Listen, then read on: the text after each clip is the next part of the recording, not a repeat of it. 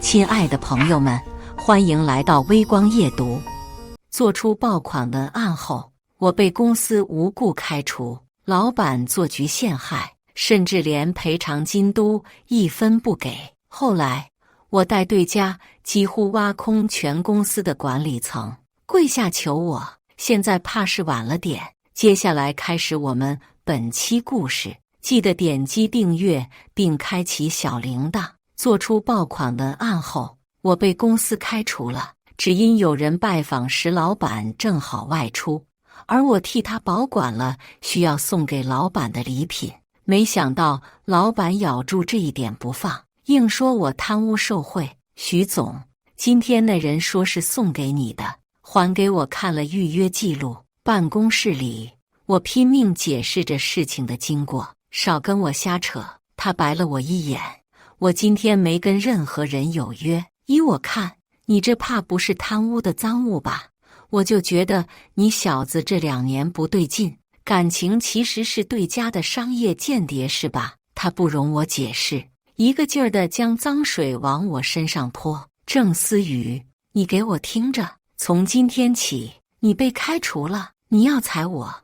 我不可置信地盯着他，开什么玩笑？我要真是间谍，怎么可能做得这么明显？不是裁员，是开除，懂吗？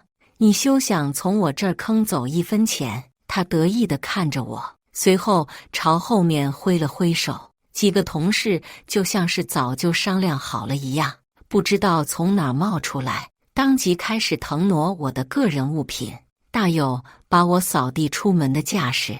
老板徐安拿着刚调出来的监控视频，对我笑得很恶心。视频中没拍到那人的正脸，却清楚地拍到了有人进我办公室攀谈送礼的背影。受贿的物证、前台人证我现在都有，而你手上有什么？要想告我，小心把自己送进去。他轻蔑地看着我，我不报警，是给你留情面。我沉默半晌，转身离开了办公室。我当然不是怕报警对我有什么影响，我没做过的事，就算给我查个底朝天，也不可能强行把锅扣死到我头上，顶多就是有所争议，一时没有证据说不清罢了。只是我看清老板摆明了就是要故意撵我走的嘴脸后，有些心寒，觉得没有必要在这么一个地方浪费时间。我利索地找人事办完相关手续，还不忘让老板在离职交接单上签字，整得这么正式，好像分分钟几百亿上下的生意一样。他仍在挖苦着，就你那点破工作，我大街上随便招一个长了手的就能干，真把自己当回事啊？他毫不在意的大笔一挥，打发我了事。踏出大门的那一刻，我转头就在手机上订了飞往冰岛的机票。为了公司，这些年我没日没夜的干活，就连年假都没怎么休过。是时候好好犒劳下自己，来一次说走就走的环球旅行了。而我行程的第一站，就是去世界尽头看一场绚烂的极光。躺在起飞前的头等舱真皮座椅上，手机上传来手机震动的声音，点开一看，是妈妈。阿宇，最近跟徐总2个人工作的怎么样？你可要好好干，你们哥俩出门在外互相有个照应，我也放心。我鼻头一酸，又怕家里人担心，只能回复说自己一切都好。徐安也一如既往的很照顾我。徐安是我的发小，我们从小在一个村里长大，那时候他家经济条件很不好，有段时间都到了吃不上饭的程度，还是我爸妈看他可怜，常常让我去邀请他来我家吃饭，这才让他勉强熬过了那段艰难的日子。长大后，他在外面打拼，创立了一家公司，拉着当时才刚毕业的我来入伙。一开始我俩确实是一门心思的，只想把事情做好。早期的公司什么也没有，人手更是严重空缺。我们花了整整5年的时间，加班加点的干，才将它做到了即将上市的规模。而我不得不身兼数职，拿着一份工资干3-4个人的活，从产品策划到运营落地，几乎每一个细节我都亲手参与过。这也是为什么转岗到文案之后，我这1年来爆款频出的主要原因。因为全公司上下没有一个人比我更加了解我们的产品特性和企业历史。徐安也多次跟我说，好小子，就知道没有看错你，你放心，等咱这公司一上市，我就让你当副总，把你转去文案，是看你这几年太辛苦，先给你找个相对轻松的活过渡一下。因为我这1年来的爆款文案给公司带来了泼天流量，我们的产品销售额直线飙升。我眼睁睁地看着徐安的出行工具从起初的自行车换成了电动车，最后则是一辆崭新的保时捷，而我的工资待遇倒是没有一点提升的迹象。同村的碎嘴子曾经在我爸妈面前说，你们呀还是不会来事，人家徐安现在是大老板了，能跟以前一样吗？你们还整天小徐小徐的叫，别人心里不会来气，人心里不舒服了，还会对你们儿子好吗？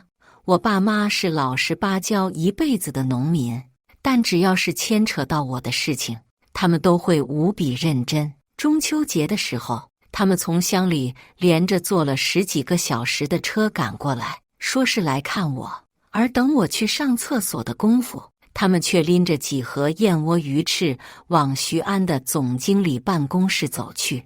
这一幕是被我无意间撞见的。要知道，他们哪里听说过这些东西，估计是做了不少功课，又去城里逛了好多地方，最终才买到的。那几盒燕窝鱼翅的钱，就抵得上他们种地大半年的收入。可后来，我在徐安的私人仓库里发现了那几盒东西，上面落满了灰尘，在琳琅满目的高档烟酒中，显得是那样的格格不入。我以为随着公司越做越大，找他的人越来越多，徐安只是没有那么多精力像以前一样照顾到每一个人罢了。我怀揣着几分侥幸，心想我们这么多年的情谊终归摆在那里，他怎么说也应该不会过于亏待我。所以从那之后，我下定决心要更加努力的工作，无论如何也要在这个公司混出点名堂，不让爸妈再为我的前途担心。可没想到，徐安想把我弄走，就像随手丢掉一件垃圾一样，毫不费力，更是没有一丝心理压力。这让我彻底看清了他的嘴脸。既然他执意要赶我走，在公司上市前夕还能干出这种卸磨杀驴的缺德事，那我也绝不会放下身段去求他。这些年的工作经历和成果，足够我在外面轻松找到其他不错的工作。我倒想看看他徐安的公司离开了我这个元老级别的得力干将，拿什么在市场上混。几天后，我在冰岛的木屋民宿里噼里啪啦地烧着柴火，从窗口仰望着天上变幻莫测的极光时，电话铃声有些不合时宜地响起，竟然是徐安。他给我打电话能有什么好事？我本想挂断，也许是因为过于气愤，不小心错点了接听。喂，郑思雨，你现在立刻就去给我写一篇广告文案出来，要求已经发你微信了，这个产品前期是你负责的，我1个小时之内就要看见成品。他理直气壮地对我下达着命令，搞得我都要怀疑自己精神错乱了。没记错的话，我已经离职了，怎么还敢这么厚颜无耻地安排我干活？徐安，我已经不在你公司干活了，别忘了离职交接单还是你亲自签的字。我慢悠悠地回复道，公司人手紧张，你走了，文案创意部暂时没人了，反正你现在肯定还没找到工作，与其在家发烂发臭，还不如给公司做点事。他不以为然地说道。原来这货还知道文案创意部是我一个人在撑着的呀！我走的时候不是说随便都能从街上招一个来吗？那干嘛还抓着我不放？不就是看我跟老黄牛似的，他是肯干，还想从我这儿薅羊毛呗？不好意思，我拒绝。我挂断了电话，反手送了他拉黑删除一条龙服务。接着我打开微信，发了一条所有人可见的朋友圈：离职了，出来散散心。照片上是我刚刚拍摄的北欧风光，还附上了我现在的定位。这下公司小群里炸开了锅。这个公司小群是人事部经理小张建的，里面没有徐安，群里有技术部主管大刘、产品运营部经理老王、人事部经理小张，还有我。因为这几年来我一人多岗，去各个部门都帮过忙，所以跟大家打成一片，关系处得很不错。这个群就是我们几个日常吐槽用的，所以离职后我也没有退出。郑哥，我要跟你道歉。人事部小张率先说，要不是老板逼着，我真不想给你办离职手续。没事，都是工作，我理解，我现在过得挺好的。我安慰道，不说那些不高兴的，我这儿有个乐事。产品运营部经理老王发起话题，老郑，我跟你讲，自从你走后，徐安那倒霉玩意随便招了个便宜实习生就想取代你，结果那家伙屁都不会写，水平就跟小学生作文一样，官方账号发出去的东西毫无水花，这几天都在持续掉粉，就连剩下的粉丝都一个个在嚷嚷着要以前的文案回来。是啊，徐安这孙子本来就秃，这2天急得团团转，感觉脑门都冒光。我那天路过呀，还看见他桌上多了一堆生发液，哈哈。技术部主管大刘也加了进来，我说他怎么今天还给我打电话让我干活呢？合着是出乱子解决不了了。我恍然大悟，什么？他还敢来找你？不是，这也太不要脸了。小张义愤填膺地为我打抱不平，郑哥，你完全就是被老板故意害了。怎么说？这句话引起了大家的吃瓜兴趣，我们纷纷等着他分享后续。我也就给你们几个偷偷说呀。小张小心翼翼地开口，因为我是做人事的嘛，对公司这些事多少了解一些。一方面是按郑哥今年出的爆款数量来看，年终奖会是个不小的数额，至少得有50万。另一方面，可能是老板觉得公司的人近些年跟郑哥你走得太近，有点太听你的话，让他感到危机了，把你转去文案岗，估计也是这个原因。我恍然想起，年初老板说把我转去做文案的时候，小张就表现得很异常，经常开口闭口对我说有没有考虑去其他更好的公司工作。看来他那个时候就已经猜出老板的用意，但毕竟老板那时还没做出进一步的举动，他也因此不便明说自己的推测，只能明里暗里地提醒我。可惜我没有理解，还全身心地扑在工作上。这徐安也太不是个东西了！老王怒骂道，照这意思，怕你威胁到他的地位，不仅不让你插手核心事务，还要趁着要发年终奖之前把你开掉，又能省下一大笔钱，好一个赶尽杀绝呀！你们不是20多年的朋友吗？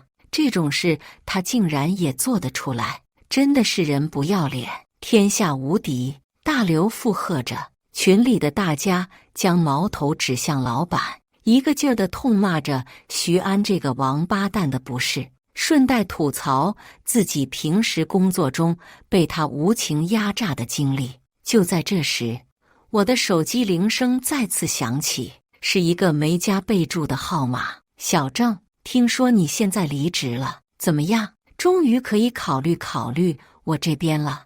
我正好在冰岛出差，给个机会见个面，电话那头的人笑着对我说，约我见面的是池药集团的总裁秦总，也是被徐安视为眼中钉的对家公司。因为生产经营同类型产品，公司创立时间也相差无几，但他们比我们成达集团更快完成上市，规模也扩大了好几倍，所以向来不受徐安的待见。他私下里对我说过很多关于池药集团的小道消息，譬如说他们公司特抠门，大夏天都不愿意给员工开空调，强制加班，还恬不知耻的让员工自己掏电费。对外则是花钱请了不少水军，宣传他们的福利待遇优越，还说就连他们公司的王牌产品都是靠抄袭自己的创意发的家，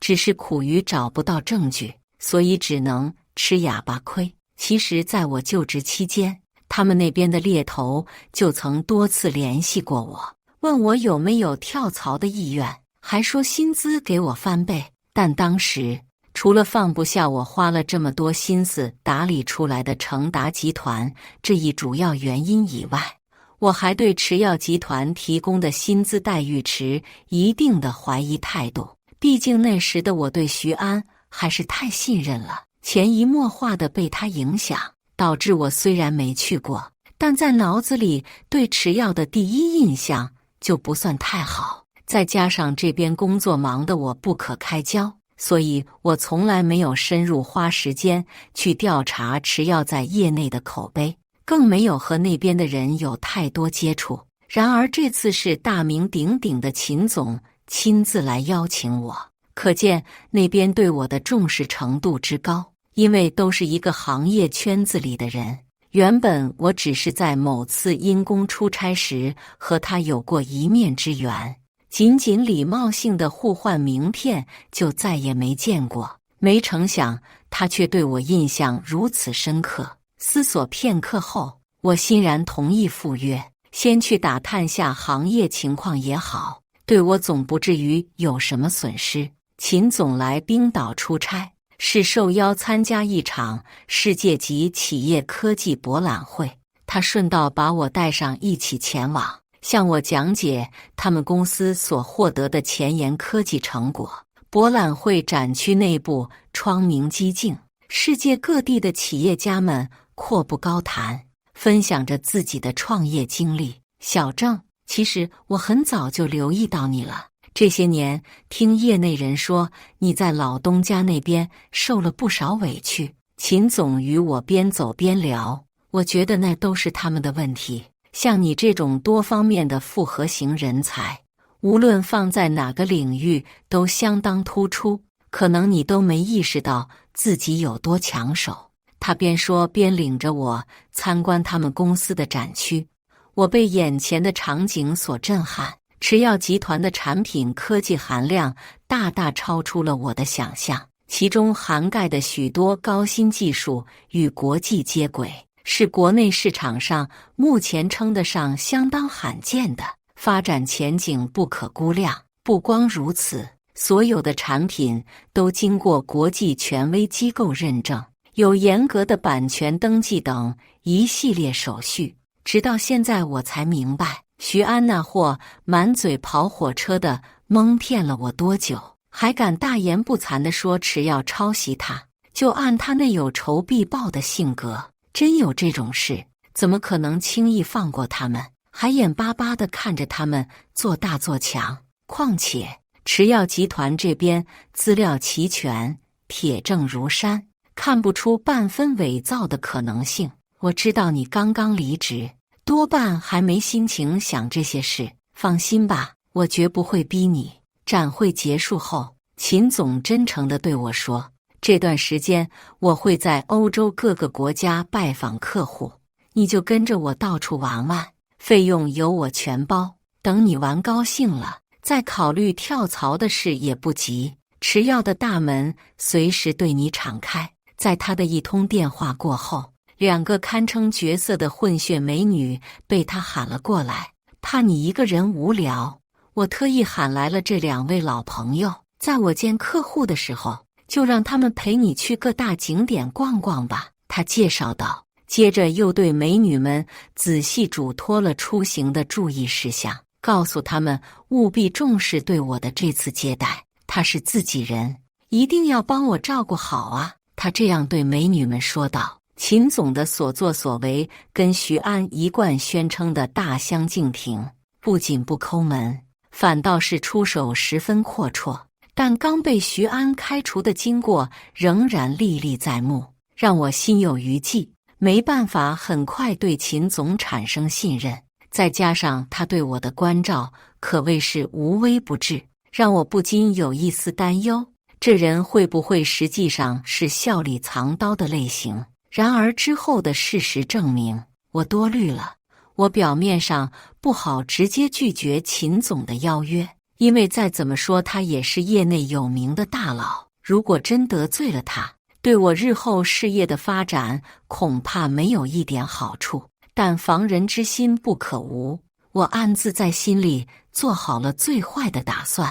我本以为他是想跟我玩一出美人计，想通过有意制造足以让我身败名裂的桃色事件来逼我就范，或者以此为要挟，让我帮他做一些见不得人的商业勾当。因此，我在出行过程中处处提防，生怕自己中了什么圈套。可当仔细调查过那2位美女的背景之后，我才发现秦总可能真的只是好心。他们俩是冰岛当地极其资深的商务接待专员，一般只有在接待贵宾级的外宾时才会需要他们出场。不光如此，除了将每天的行程安排得细致妥当，随时为我提供一系列可能派得上用场的生活用品以外，从无半点不当的举动。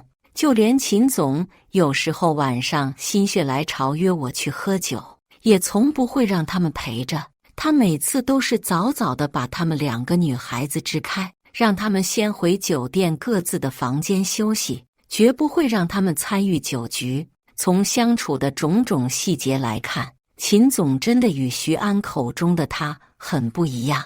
托他的福，这一路上我们玩得很开心，因为有2位顶级混血美女的陪伴，我不仅在出行的方方面面都不用操心，游玩途中更是引得不少路人的侧目，赚足了回头率。我们畅游欧洲，在埃及金字塔的落日余晖下骑过骆驼，在威尼斯水城的朝阳中划过小船，还在晴空万里的土耳其上空乘过热气球。然而，每天东奔西跑于整个欧洲的我还不知道，与此同时的徐安正经历着此生最煎熬的一段时光。直到现在，他也许才生平第一次意识到了我对于公司的重要性，想方设法地疯狂联系我。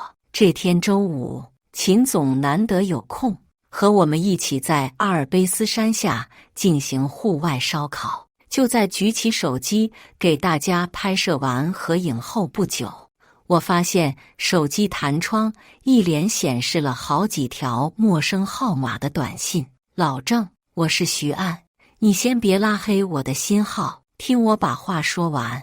我知道我之前做的不对，让你寒了心，那都是误会。最近公司出了点小问题，只要你能回来处理，我给你升职加薪，甚至分你股份都行。咱哥俩这么多年的感情，就算哥跪下来求你了行不行？这样你总能解气了吧？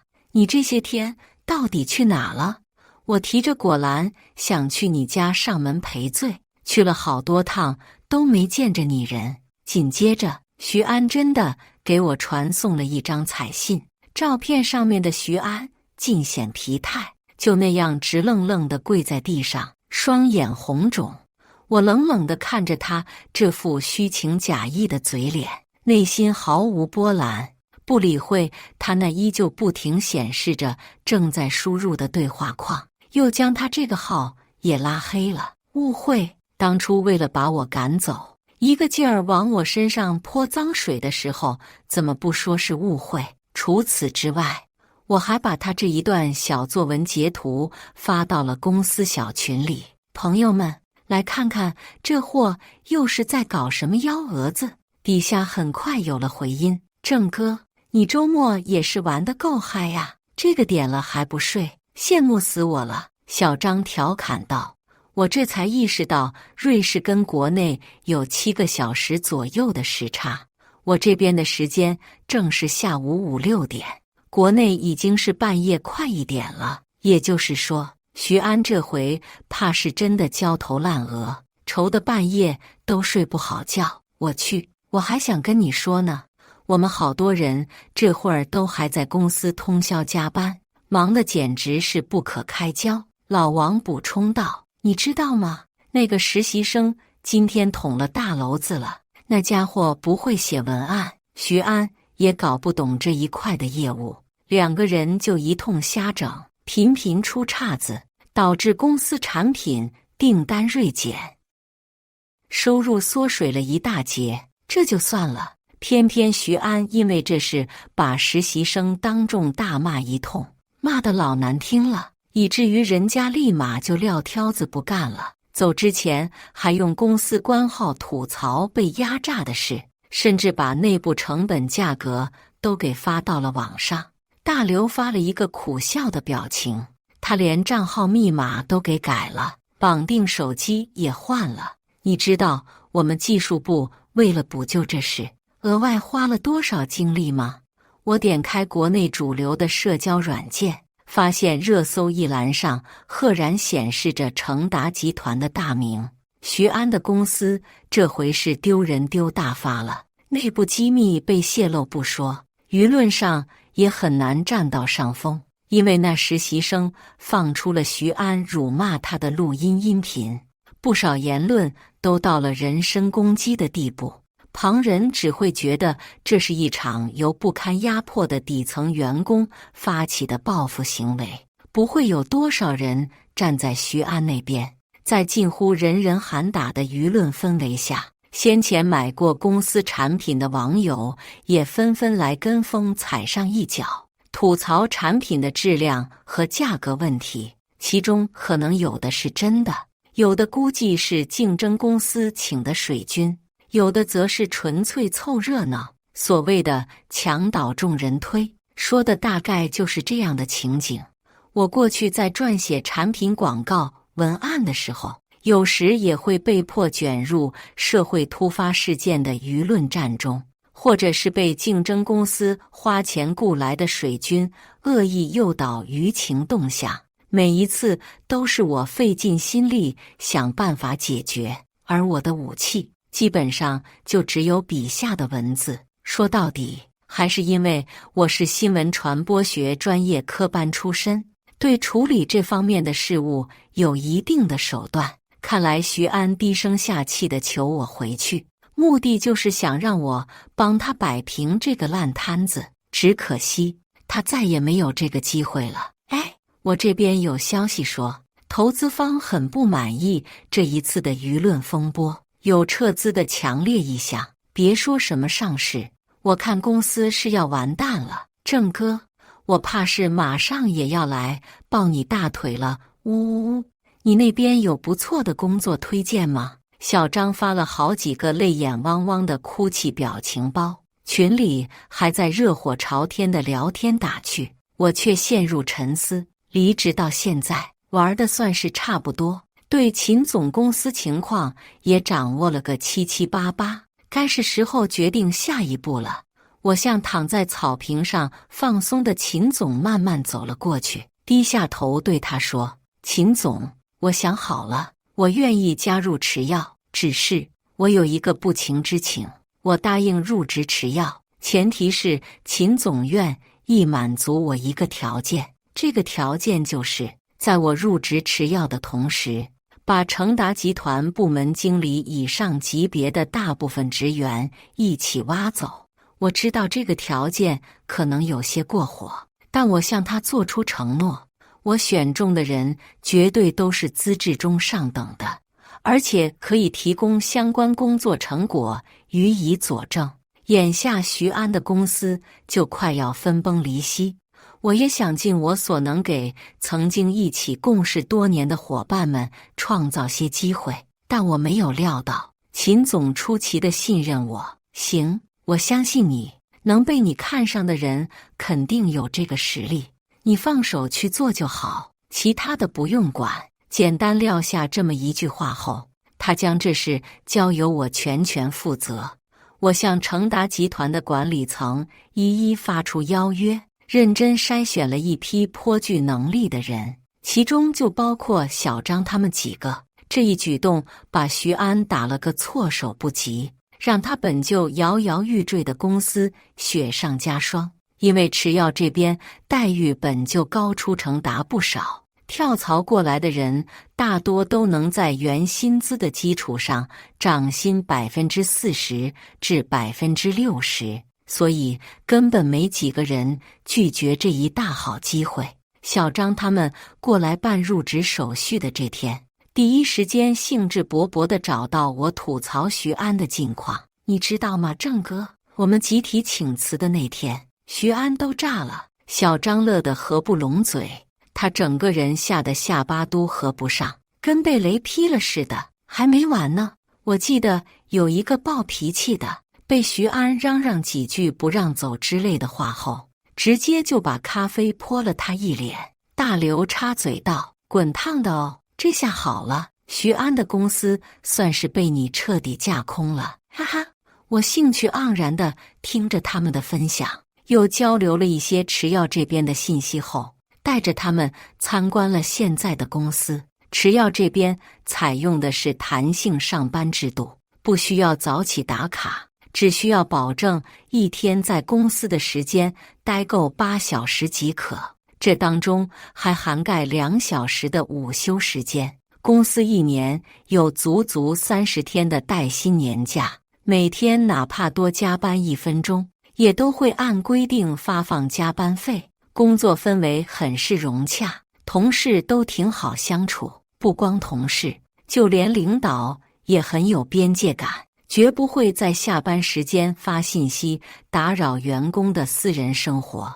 公司团建频率是每季度1次，每次都会选在工作日，由员工投票决定团建的地点，大多数是国内著名景区，有时也会在周边国家。最关键的是，不想去的可以选择将旅游机会折现，然后团建期间算作个人休假，不扣工资。至于我自己，则是入职不久就担起了带领一个团队的重任，还拥有自己的独立办公室。我知恩图报，对这份工作十分上心，投入了大量的时间精力钻研工作内容。好在功夫不负有心人，我的努力没有白费，在入职1个月不到的时间内就做出了好几条大爆款，一时间霸榜各大社交平台首页，公司效益因此翻了几番。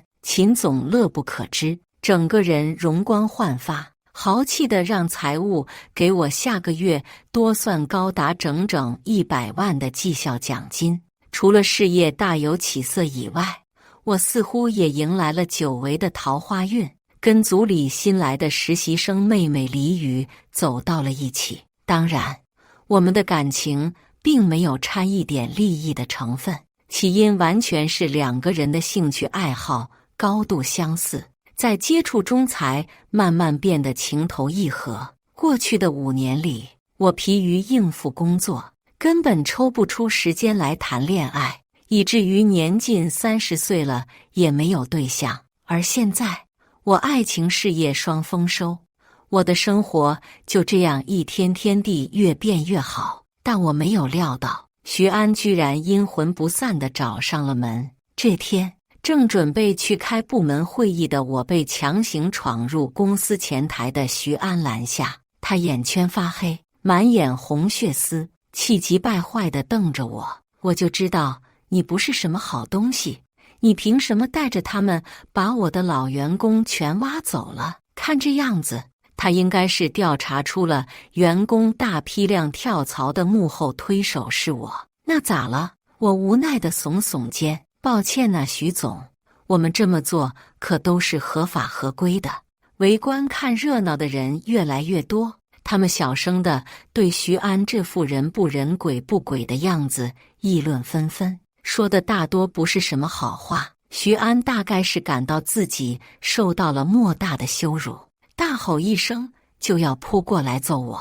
秦总恰时出现，还带着2名肌肉壮硕的安保人员。只见他一声令下，那2人轻轻松松就把徐安举起，一路拖着，最终丢进了门口小花园的喷泉水池子里。徐安挣扎着想站起来，可碍于水池太滑，不受控制地摔了一跤，磕掉了2颗大门牙，满嘴都是血。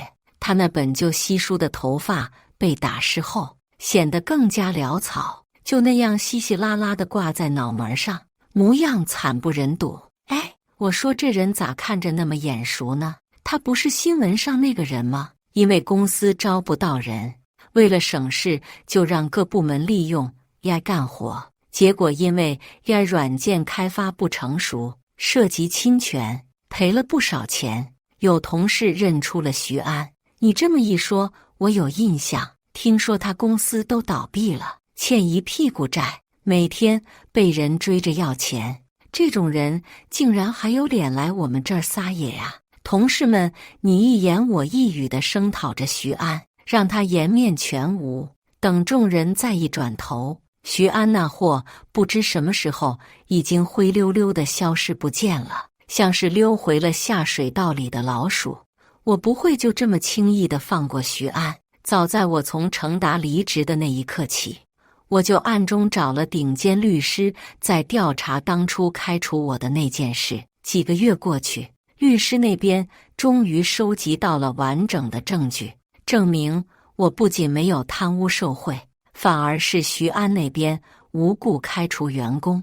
这下他不仅要赔我的补偿金和年终奖，还倒欠我一大笔精神损失费。这些费用将由法院强制执行偿还。处理完这一系列的事情后，我带着实习生李宇见了趟父母。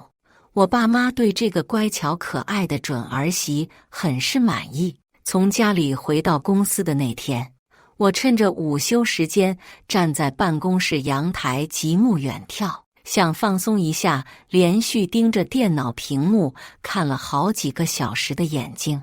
李宇则是静静地坐在一旁喝咖啡。突然，他像发现什么似的对我说：“宝贝，你看前面那个人长得像不像你那前老板？”我定睛一看，远处是有个很像徐安的模糊身影，还真像，但我也有点不确定是不是他。话音刚落，就见旁边巷子里冲出来2个打扮的像是黑社会一样的大汉，揪着他就是一顿暴风骤雨般的拳打脚踢。他俩边打还边喊着还钱一类的话，被打的那人边躲边嚎，很快就拐进了一条胡同中，逃出了我们的视野。好吧，现在我确定了，那就是他。我笑了笑，揽着李宇的肩，转身回到了办公室里。感谢大家的观看，本期故事精彩吗？欢迎大家在下方评论区吐槽。如果你喜欢这类故事，记得点击订阅微光夜读，并分享给更多的人，这会对我帮助很大。再次感谢大家的观看。